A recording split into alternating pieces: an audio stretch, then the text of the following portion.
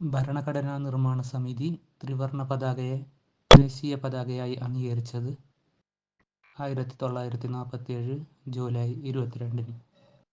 തുഞ്ചൻ സ്മാരകത്തിൻ്റെ ആസ്ഥാനം തിരൂർ. സൂഫികൾ ഏതു മതത്തിലെ സന്യാസിമാരാണ്? ഇസ്ലാം മതം. ഇലാഹി കലണ്ടർ എന്ന പഞ്ചാംഗം തുടങ്ങിയത് ആരാണ്? അക്ബർ.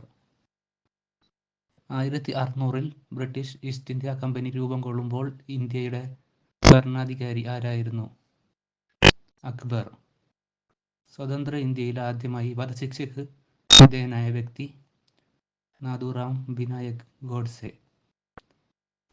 ഇന്ത്യക്ക് സ്വാതന്ത്ര്യം ലഭിക്കുമ്പോൾ ഇന്ത്യൻ നാഷണൽ കോൺഗ്രസിൻ്റെ പ്രസിഡന്റ് ആരായിരുന്നു?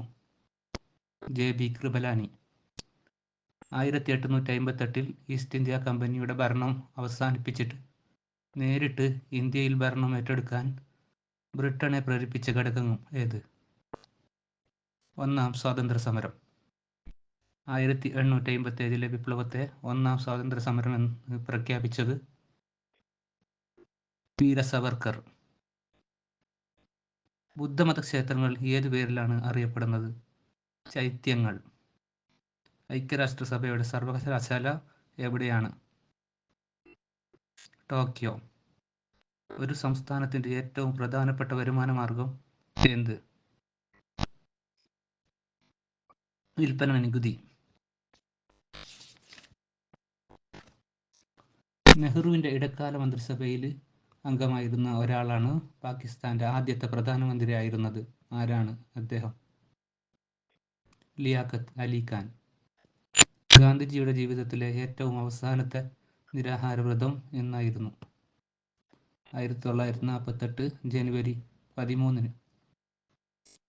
സത്യശോധിനി എന്ന മറാത്തി ഭാഷയിൽ പ്രസിദ്ധീകരിക്കപ്പെട്ട ആത്മകഥ ആരുടേതാണ്?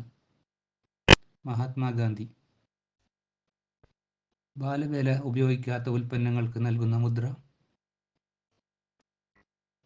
കലിംഗ് റേറ്റ് മാർക്ക്. IRDP പദ്ധതി നിലവിൽ വന്നത് ഏത് പഞ്ചവത്സര പദ്ധതി കാലത്ത്? 6-ാം പഞ്ചവത്സര പദ്ധതി കാലത്ത്. ഇന്ത്യയിൽ ദാരിദ്ര്യരേഖ നിർണ്ണയിക്കുന്നത് ആരാണ്?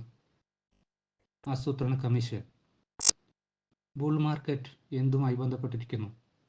ഓഹരി വിപണി. രാജ്യത്ത് ഓഹരി വിപണിയുടെ പ്രവർത്തനം നിയന്ത്രിക്കുന്നത് സെബി. ഇന്ത്യയിലെ ഒരു ചാരസംഘടനയുടെ പേര്? റോ.